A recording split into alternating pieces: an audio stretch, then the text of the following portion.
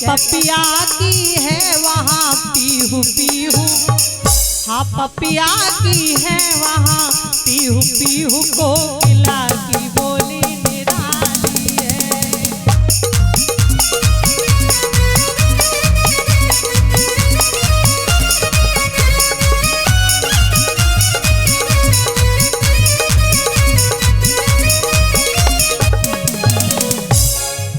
हो मौसम बहार दाया जब बहता, हो मौसम बहार दाया जब बहता, और अब बिटिया बड़ी अगारी है, और वृक्षों की शीतल छाया है, हाँ वृक्षों की शीतल छाया है, और जेठ की जब दोपहरी है।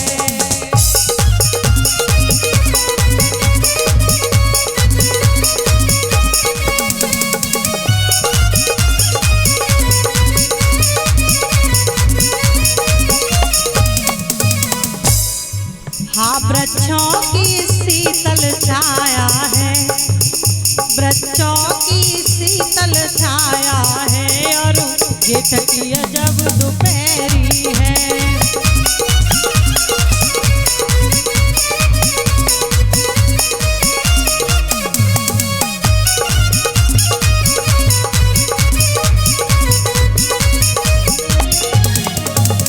हो मन में ना कोई विचार किया, हाँ मन में ना कोई विचार किया, आगे क्या होने वाला है, आगे क्या होने वाला है।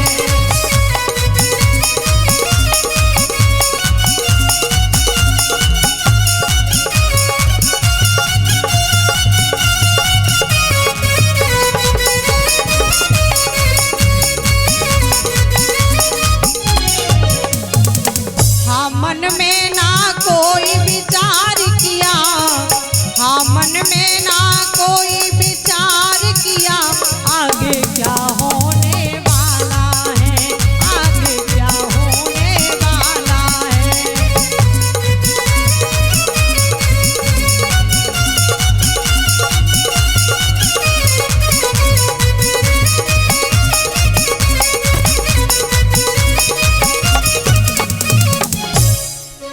याद रखना भक्तों, आज इस प्रकार से श्री सुखदेव जी समझा रहे हैं, हे राजा परीक्षित, आज उस कन्या ने मन में ये विचार नहीं किया होगा कि आगे मेरे साथ में क्या हो जाएगा।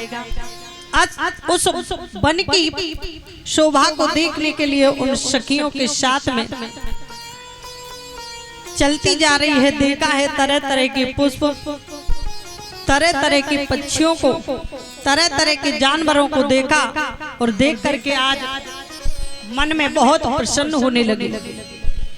अचानक से एक हवा का झोंका आया जिसमें सखियां हो गईं एक तरफ, और ये सुकन्या रह गई अकेली।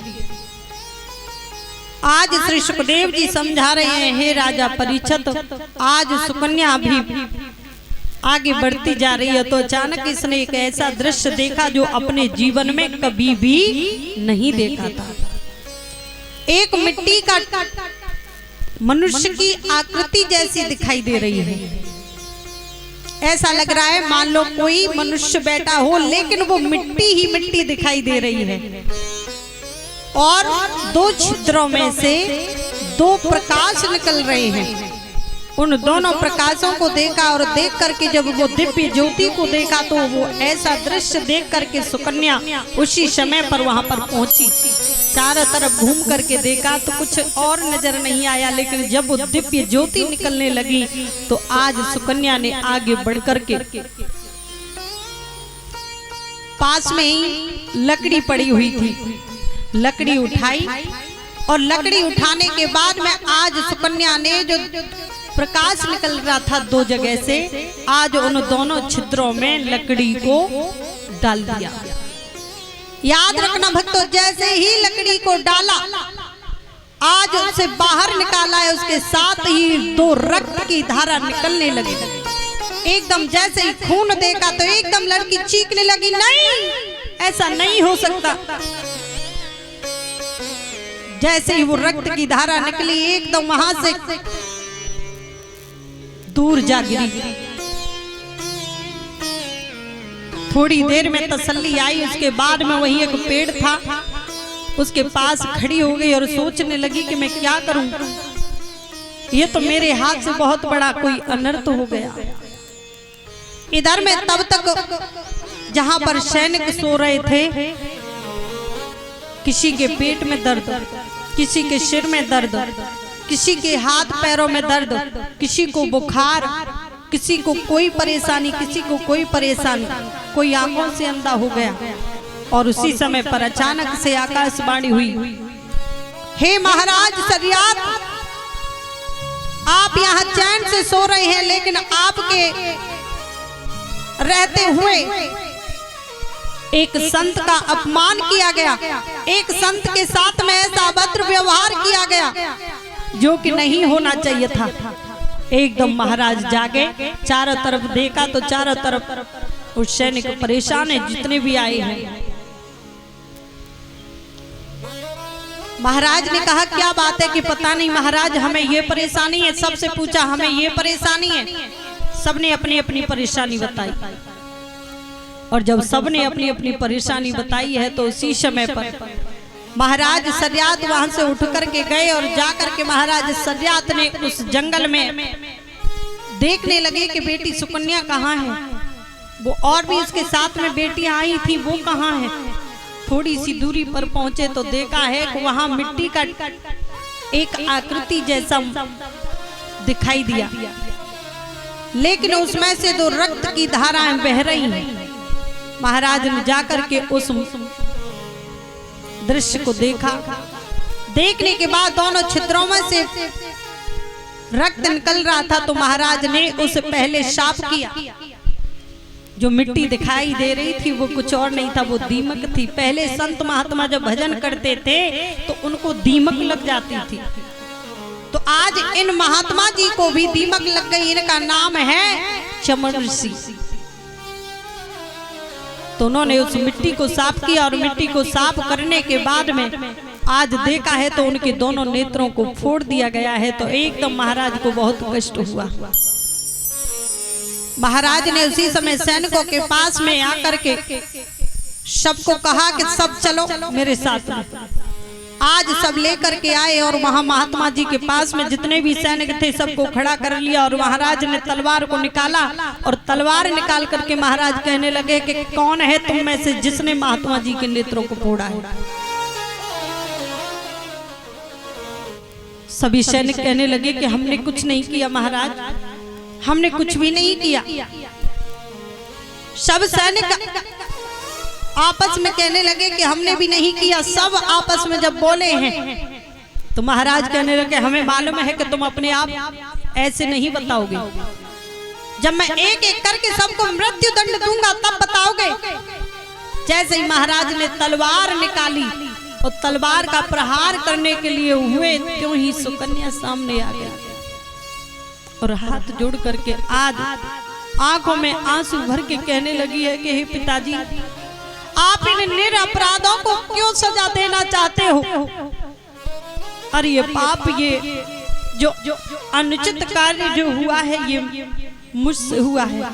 और आज सुकन्या आंखों में आंसू भर के बोली और कहने लगी है कि हे पिताजी,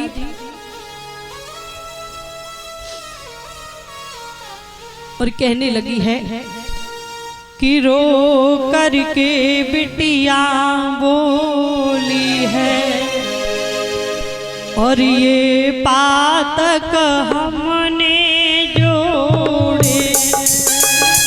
हमसे हुआ है ये कार्य।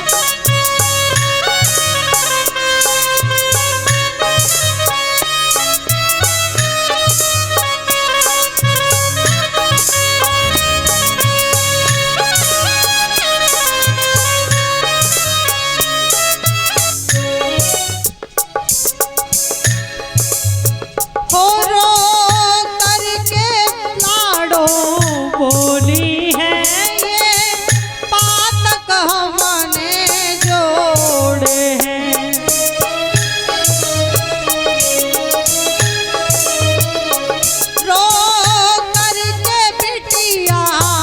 बोली है ये पातक हमने जोड़े हैं। और हे पिताजी हाँ धोखे से मुझसे भूल हुई, हाँ धोखे से मैंने ओ बबला बाबा के नैना फोड़े।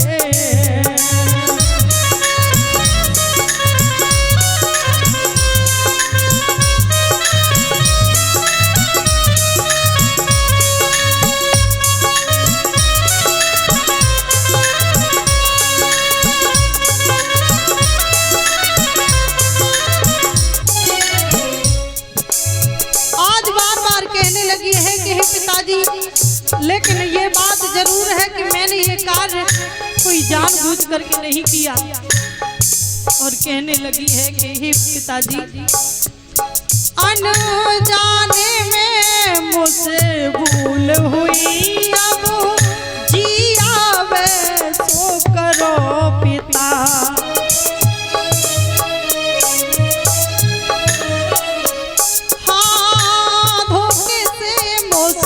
भूल भई अब जी आवे सो करो पिता।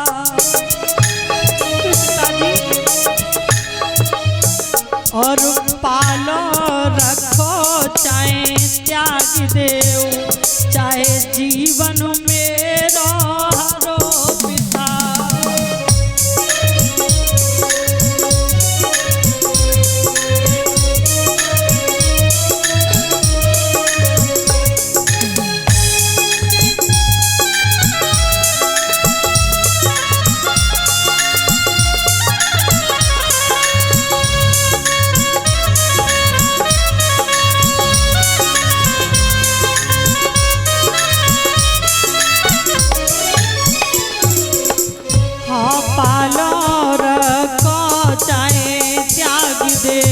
चाहे जीवन में रहो पिता।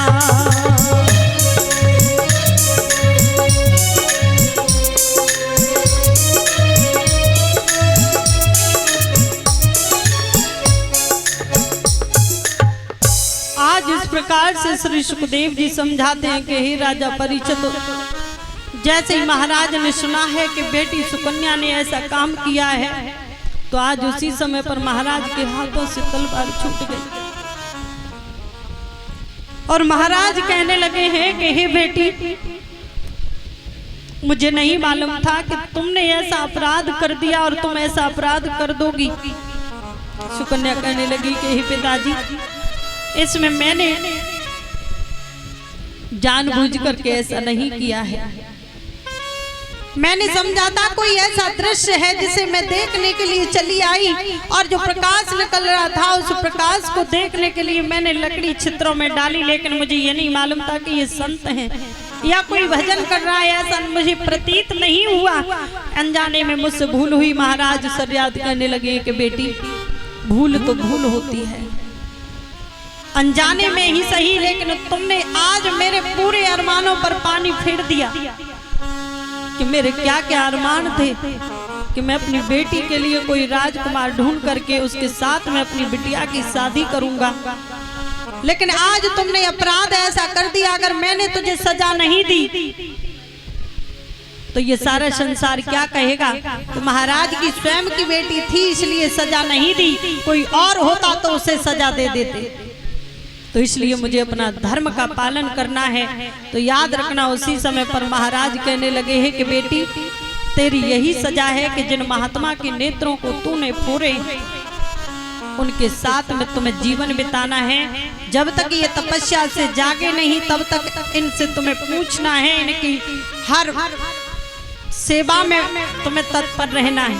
अगर ये क्षमा कर दे तो भी इन्हीं पर निर्भर करता है, और ये तुम्हें त्याग करेंगे तो भी इन्हीं पर निर्भर करता है। इसलिए बेटी, मैं तुझे इन्हीं के सहारे छोड़ करके जा रहा हूं, लेकिन मेरी एक प्रार्थना है कि मेरी बात को रख लेना, क्योंकि अगर एक बार कलंक का टीका लग जाता है तो उसे 7 पीढ़ियों तक कोई छुड़ा नहीं सकता। इसलिए मैं तो जा रहा हूँ, लेकिन हे बेटी सुनो, मैं तुम्हें समझा करके जा रहा हूँ।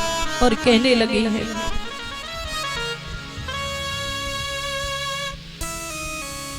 और कहने लगी है कि ओ बेटिया तूने अपने हाथ ने और पैरन जड़ी कुल्हाड़ी, और यही सजा हम तुमको दे रहे, घर की कर रहे तैयारी।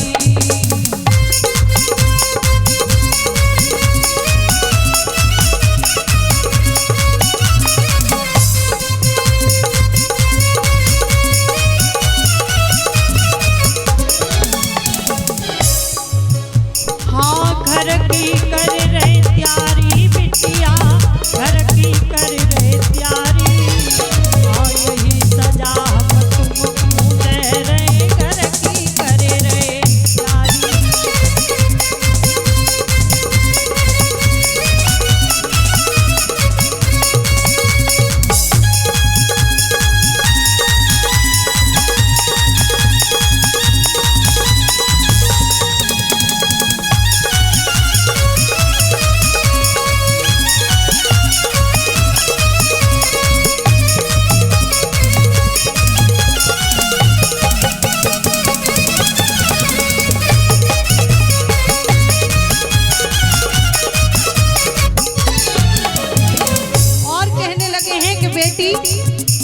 हाँ उंगली पकड़ के जाए ले जइयो, और घर घर भी मांगियो। अरे उंगली पकड़ के जाए ले जइयो, घर घर भी मांगियो। अरे तू खइयो और इसे खबइयो, इनको मती त्यागियो।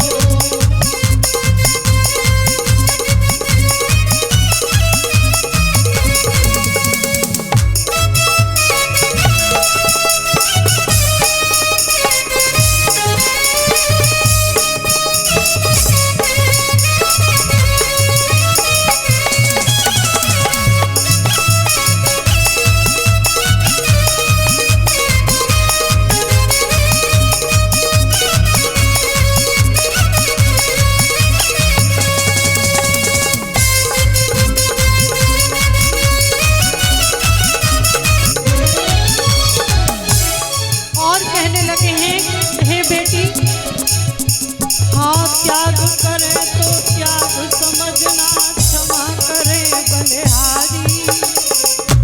हाँ त्याग करे तो त्याग समझना, क्षमा करे बलिहारी।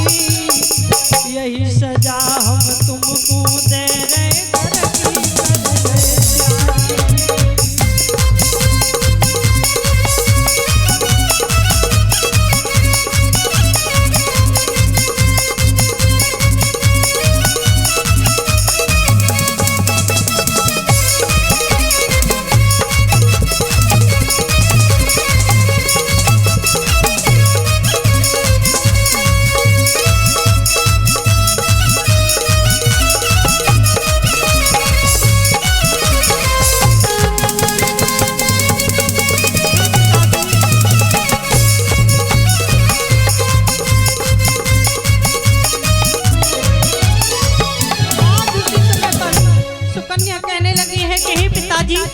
मैं भी आपकी बेटी हूँ, आपके धर्म को कभी भी गिरने नहीं दूंगी। मैं आपसे ये वचन देती हूँ।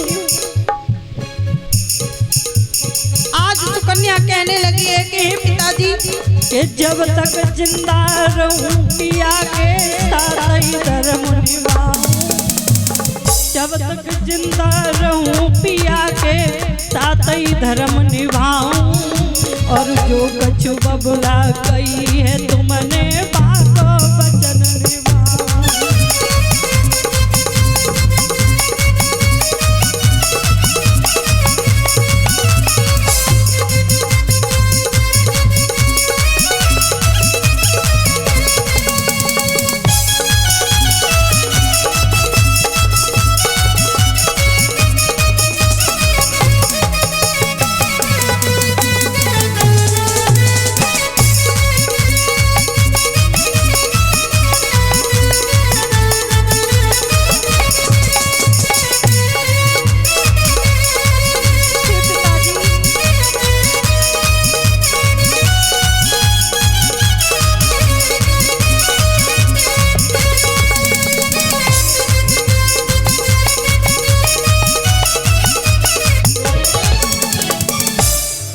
समय पर महाराज बोले हैं कि हे बेटी मैं क्या करूं?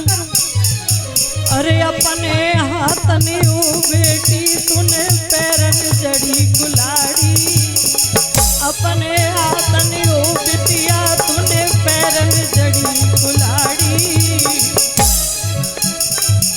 और यही सजा हम तो गूंजे रहे घर की कर रहे प्यारी।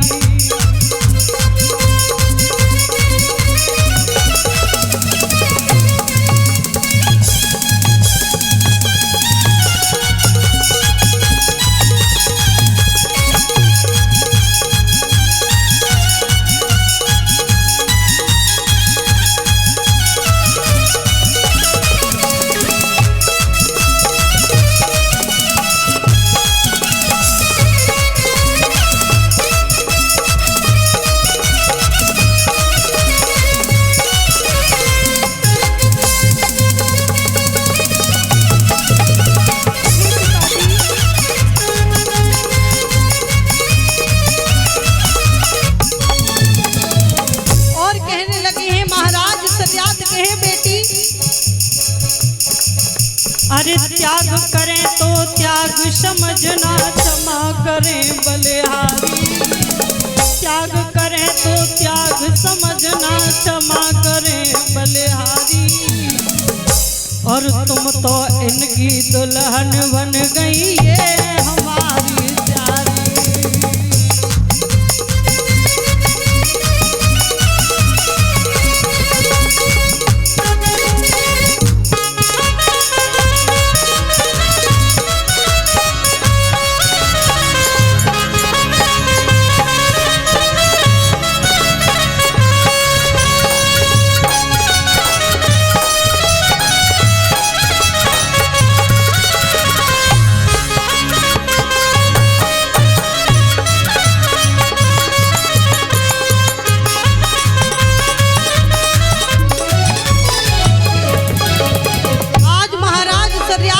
लगे हैं कि हे बेटी अब तेरा यही घर है, यही परिवार है। वैसे तो तेरी डोली में बिठा करके मैं तुझे विदा करता, लेकिन आज से यही तेरे प्राणनाथ हैं, यही तुम्हारे पति हैं। और तेरे लिए यही सजा है कि ये तुम्हें स्वीकार करें तो इनके ऊपर निर्भर करता है, तेरा त्याग करेंगे तो भी इन्हीं के ऊपर निर्भर करता है। हाँ पिता से निराला यही तेरा घर है, पिता से निराला यही तेरा घर है।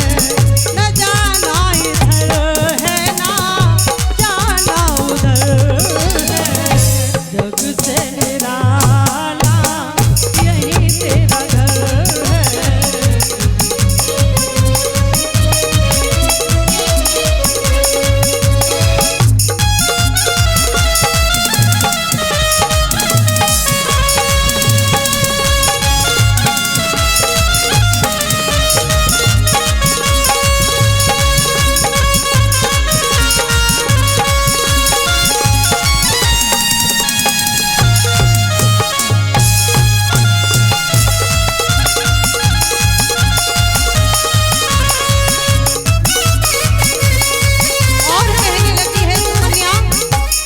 पिताजी अगर आप मुझसे कह रहे हो तो मैं भी आपको वचन देती हूँ, मेरे भी दो शब्द सुन लीजिए। और कहने लगी हैं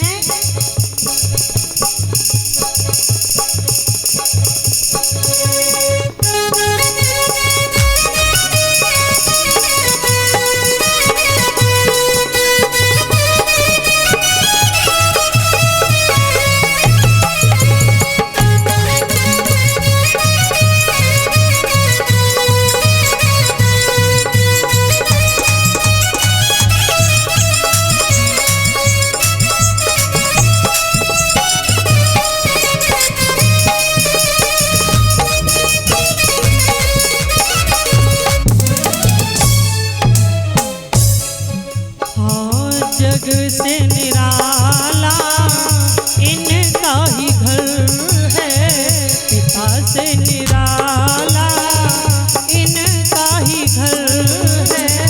न जाना इधर है ना जाना उधर है,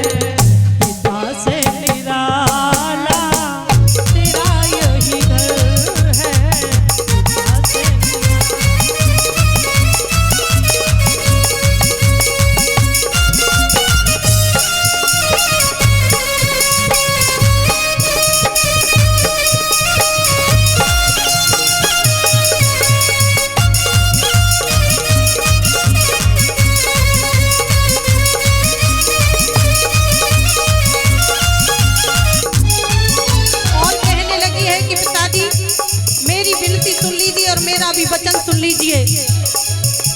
मैं भी तुमसे ये वचन देती हूँ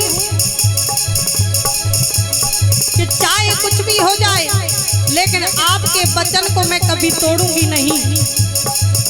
हो वचन को तेरे में